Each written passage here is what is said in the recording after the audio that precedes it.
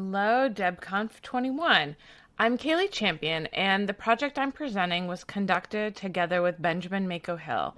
Some of you may know Mako. He's been involved with Debian and Ubuntu for many years, and he's also faculty at University of Washington, and that's where I'm a PhD candidate in communication. We're part of the Community Data Science Collective, which brings together researchers from University of Washington, as well as a series of other places in academia and industry. The collective studies the dynamics of online communities, including open source software production communities. This is our group picture from our last meetup, and I'm here today to specifically talk about a project I led using data from Debian, but Free Libre open source software is only one of several environments that folks in CDSC study. I've also been doing work studying Wikipedia, anonymity seeking on Tor, and along with these environments, some of my colleagues also study Discord, Twitter, Reddit, the Fediverse, gaming environments like World of Warcraft, and so on.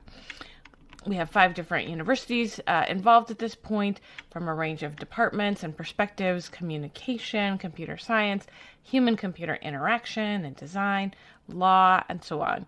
But we're not a closed community or an ivory tower type of deal. We live on an open IRC channel. That's kind of our water cooler. We're on OFTC. We're in the community data channel. And we invite folks interested in thinking about how to do science about online communities to come hang out with us. Maybe half the folks in the IRC channel are non-academic folks. I have a contact slide at the end if you want to check that out. We release our data and code openly, we post our papers without paywalls, and we are always grateful when we can talk directly to tech groups, enthusiasts, hackers, activists, and so on. So thank you so much for this opportunity. I want to open up with what some people say for the end, the acknowledgments, and issue my thank you to Debian developers Paul Wise and Don Armstrong, who gave me very helpful advice during this project. And I want to thank you, the Debian community, for more than 2 decades of hard work. Besides an awesome operating system, your consistent, transparent, professional work has produced a beautiful trail of data that I was able to follow as part of this project.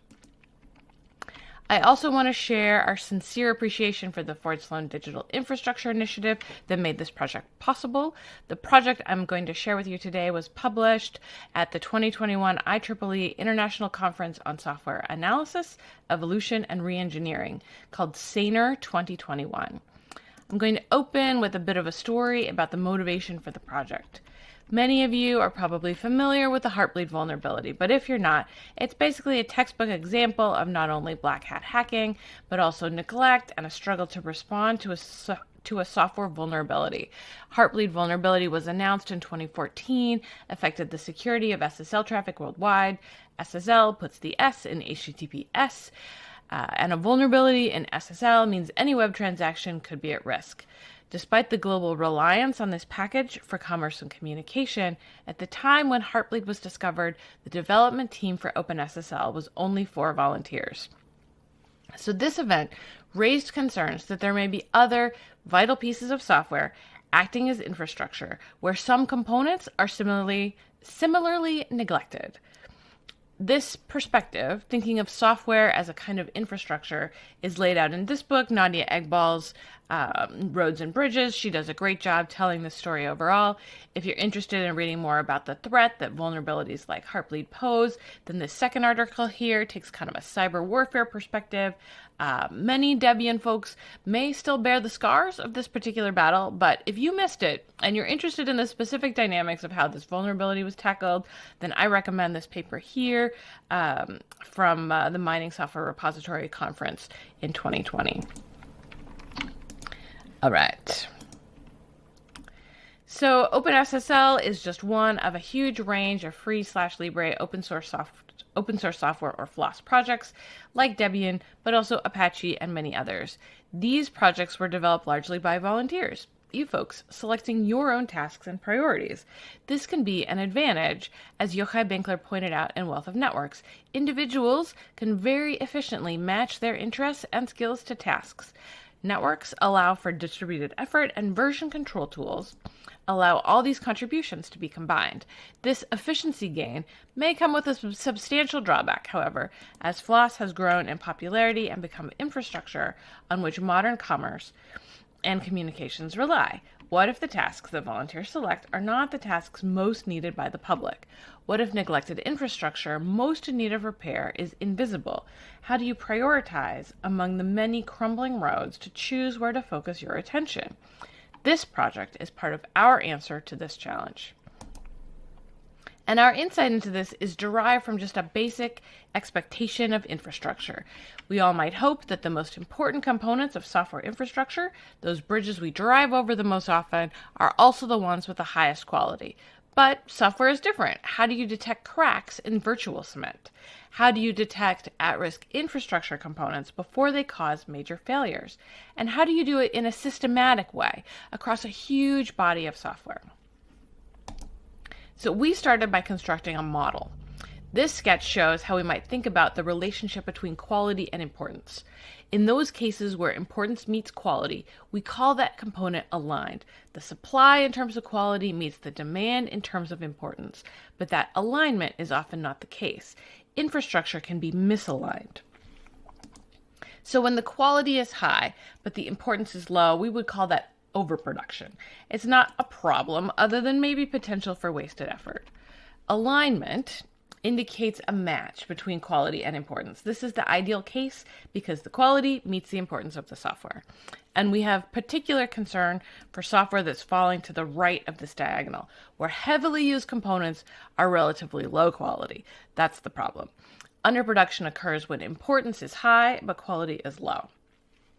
So we developed a 5-part approach for identifying underproduction. I'm going to walk you through the steps and then describe an implementation of this general method to a specific case, i.e. Debian. All right, so first we want to identify a body of digital infrastructure that we can compare in a useful way. We need some kind of measure of quality. We need some kind of measure of importance. We need some kind of relationship between quality and importance that we think indicates an absence of risk. And we need to test for deviations to find that relative underproduction, measure those gaps. All right, so that's our 5-point method, our 5-step method. And I want to emphasize that we just see this as a general method. We were originally inspired by work done on Wikipedia and the interest of people looking for information versus availability of articles. We think it applies kind of generally when people are selecting their own tasks based on their interest, and there's no force like price to align that supply and demand. So we took this general method and applied it. I'll walk you through what that looks like. All right. So we applied our method to the Debian Project, and I don't have to tell you that this is a valuable site for study in its own right. Debian is the backbone of Linux web serving worldwide. Studying it gives us a very broad view into the range of packages that are out there. We extracted data from Debian's public repositories for this analysis, including bug tracking system, release databases. For our measure of quality, we used speed of problem resolution, and we extracted that from those bug reports. However, measuring bug resolution requires some specific handling because at any moment, many bugs are open, new bugs are being reported. And if what we care about is how long it took to fix them, we don't want to drop all of those that are still open because they have a lot to contribute to our understanding. So one strategy here is to borrow from biostatistics and conduct what's called a survival analysis. This plot shows survival curves for bugs in Debian. You might notice there are 2 groups of curves. I kind of love this. It turns out these are 2 different kinds of severity. Those fixed more quickly are release critical over here, and the others are non-release critical bugs. Another issue with using bug data for something like Debian is that some packages have relatively few bugs, or there's a very high variance for resolution time. Lots of short, lots of long. What do you do? Do you average it? What about the ones with only a couple? Do you throw them out? We don't want to throw them out, and we don't want to just kind of average things. Instead, we used a method called Bayesian hierarchical survival analysis of bugs. So what does this mean? Let me break it down. The Bayesian piece here lets us make progressively better estimates as we have more information. A hierarchical or multi-level analysis lets us make use of what we know about the structure of the data. We know that bugs are inside of packages. The survival analysis piece, as I described in those rainbow curves, lets us deal with the fact that much of our data is censored, that is, the bug is still open. We make use of the fact that we know it's survived unsolved for at least some duration, and we can compare across other bugs that have also survived for a similar duration. Our analysis was of just about 22,000 packages and about 500,000 bugs. You might argue that bugs are not created equal. Our approach takes severity into account as an important control. All right. So here we have, for our measure of importance, PopCon. Popularity contest examining installation levels as reported from this opt-in survey from about 200,000 systems. This is from PopCon homepage, and it shows the number of survey responses from each architecture from 2004 to 2021 on a log2 scale here. At the top, this red line is AMD 64, the green is i386, and so on. In our case, we used just a single day snapshot of this survey data, July 6th, 2020. And PopCon aficionados might wonder about our use of inst, i.e. install. We also checked our results for vote, the PopCon field for a record of actively running a package, and we found very similar results. And we took a rank ordering approach to relate quality and importance. That's our step 4 from before, this idea that the most important component should be the highest quality. Step 5 in our method is to test for those deviations. And this is where the rank orderings of quality and importance diverge substantially. Then we characterize the package as misaligned, either overproduced or underproduced based on that deviation. And what we found is that underproduction is significantly widespread in Debian. This shows estimated underproduction factors for each package. So because we're taking a Bayesian approach, that's why we have these kind of color smears here. Our estimates are not points, but distributions. There's a single color-coded vertical line for each package, indicating the 95% credible interval for the estimate. This kind of pink line here shows where the 95% credible interval crosses 0. That's packages that are probably aligned. It's kind of a conservative estimate of alignment. On the right-hand graph here, those are the packages we can credibly say are misaligned. In the green on the left, we have overproduced packages, and on the blue, farthest to the right, we have the underproduced packages. And there are more than 4,000 underproduced packages in Debian out of that 22,000 we looked at. More than 4,000 packages where quality is low relative to the usage of the package. And this is all software that may be at risk because of the mismatch between quality and importance. All right, so I walked you through my 5-part method, illustrating with the Debian case. I want to talk a little bit more about what we found from applying it to Debian. Here's another version of the same data that appeared on that color smear slide, and this heat map shows us where those underproduced packages are with respect to usage and quality. The darker colors indicate more packages, and you see there's a concentrated area in black at the lower right. Those are those underproduced packages, heavily used, low-quality components that we're concerned about. This figure shows the packages with the most severe underproduction issues. Based on our analysis, these are the 30 packages with the greatest underproduction concern. The most extreme example on this chart is GNOME Power Manager for managing power consumption. Not only do serious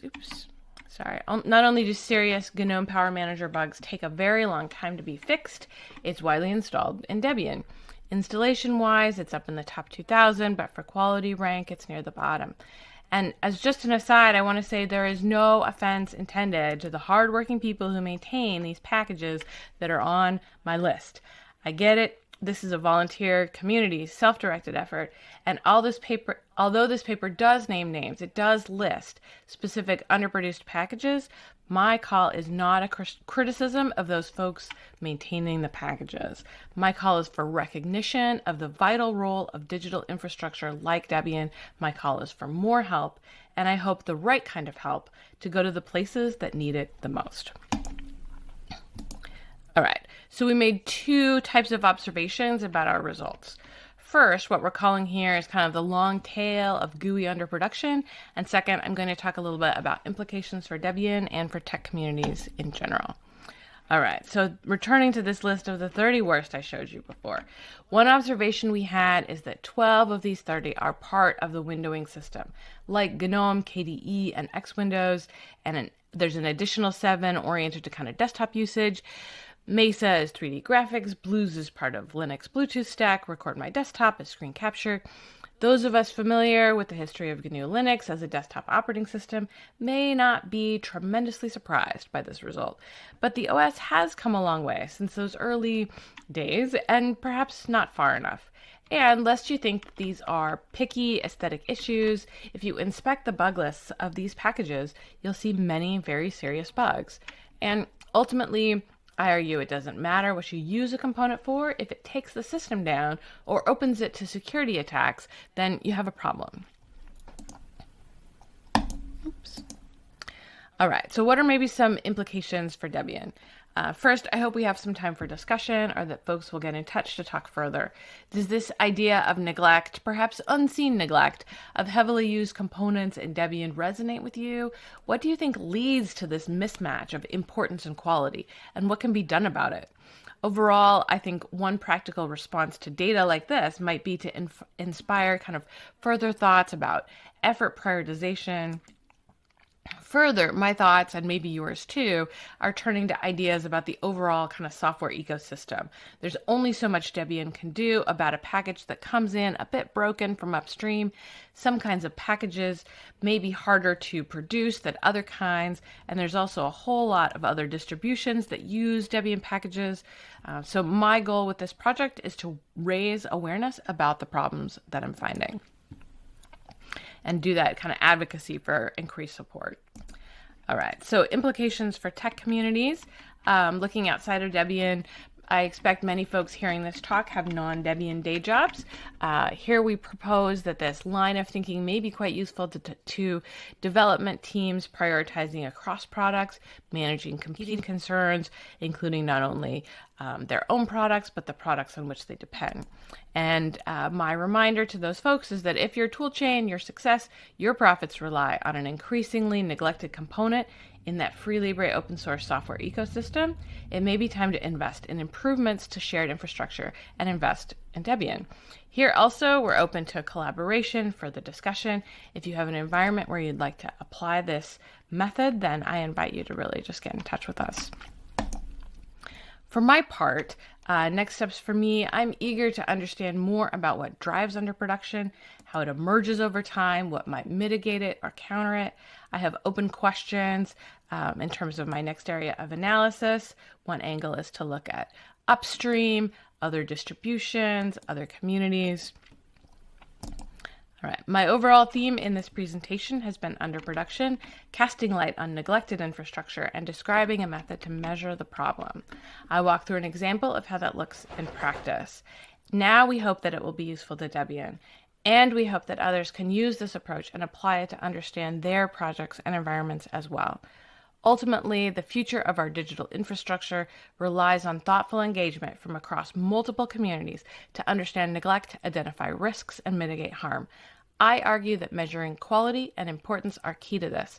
Let's continue this conversation. I'd love to talk to you about what we found and how to extend this line of work. Thank you so much.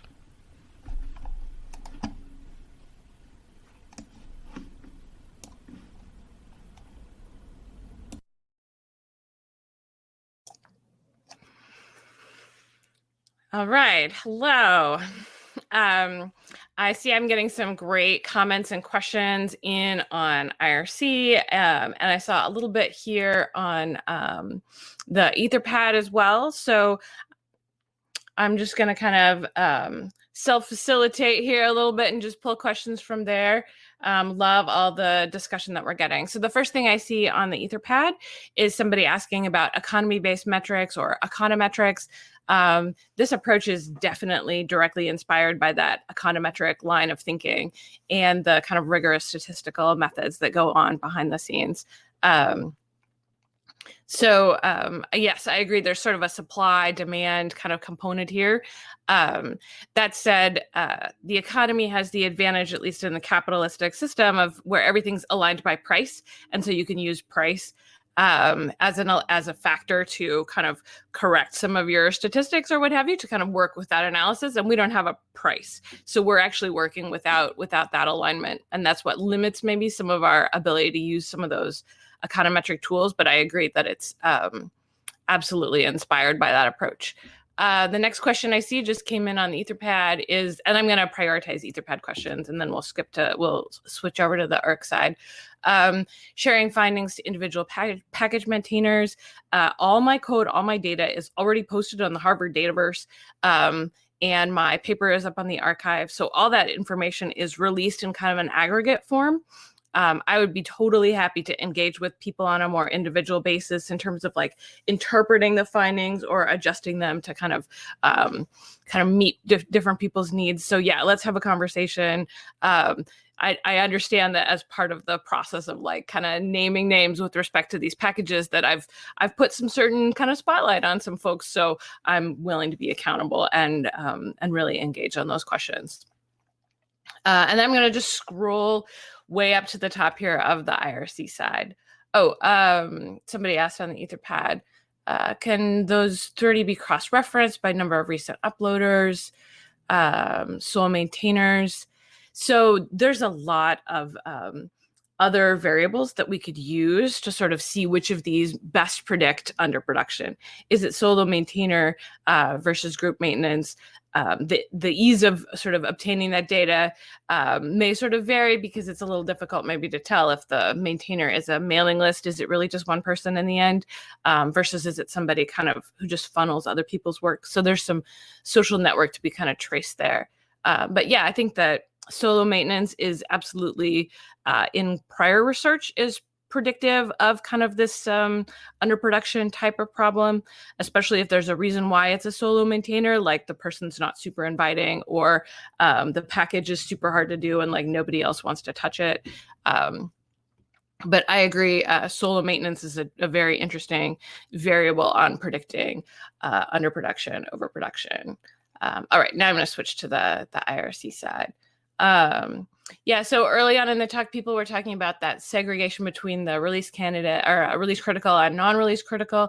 Yeah, I saw that and I thought, Debian follows its own rules so well, follows its own priorities, its own values, its own systems.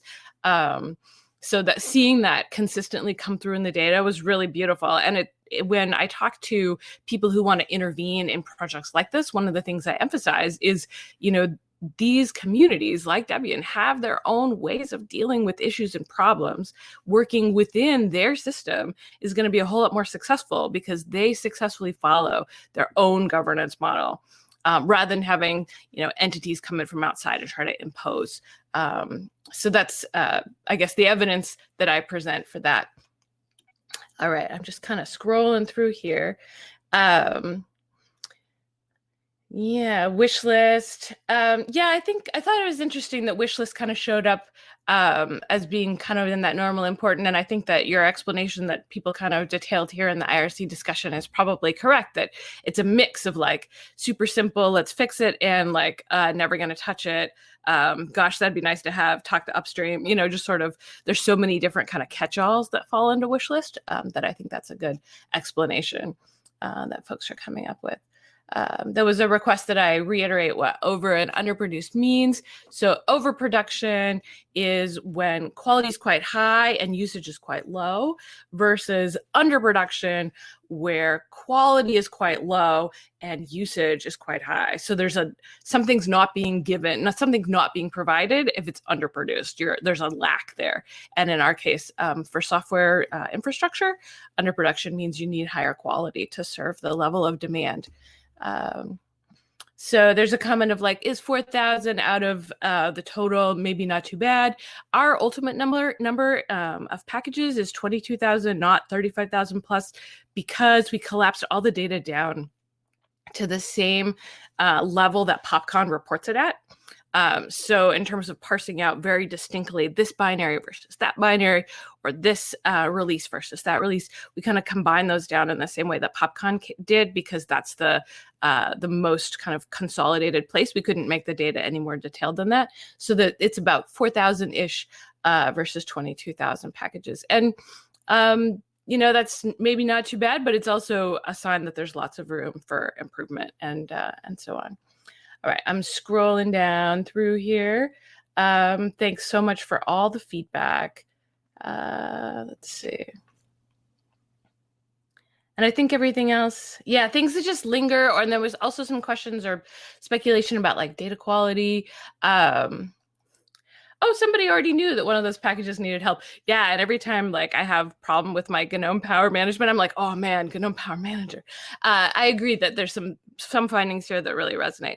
In terms of data quality, I feel like within the sort of world of kind of Linux distros in general, Debian's work on triaging bugs and triaging things with packages is really strong. It's much better than what I could get from a lot of other places whose names maybe I won't mention, but absolutely, there could be a couple of long-lived bugs in there that are maybe throwing some of that data off. But we took this approach of hierarchical analysis, of Bayesian hierarchical survival analysis, to help correct for some of that.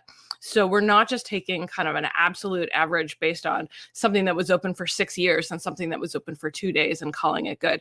We're starting from our best guess kind of mean average bug rate fix, and then we're adjusting that gradually versus as all the data comes in. So we're a little bit protected there from a couple of long-lived bugs that somebody just didn't triage.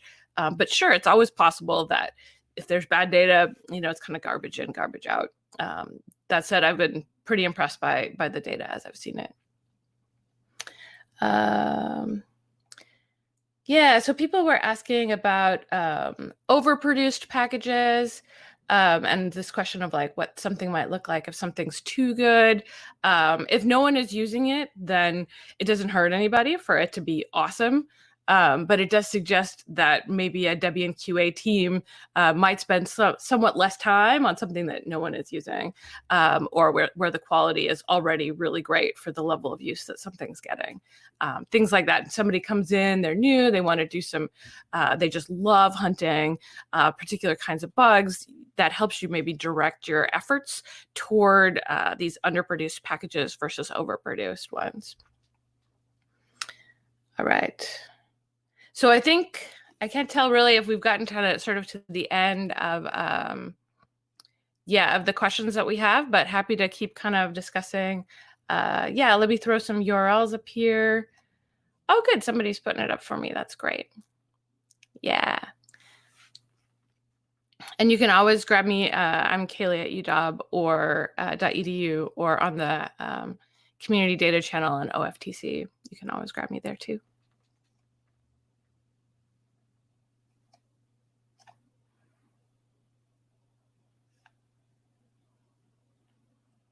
All right. I wish we were in face-to-face conversation because I would love to talk to people more about this in like an interactive way.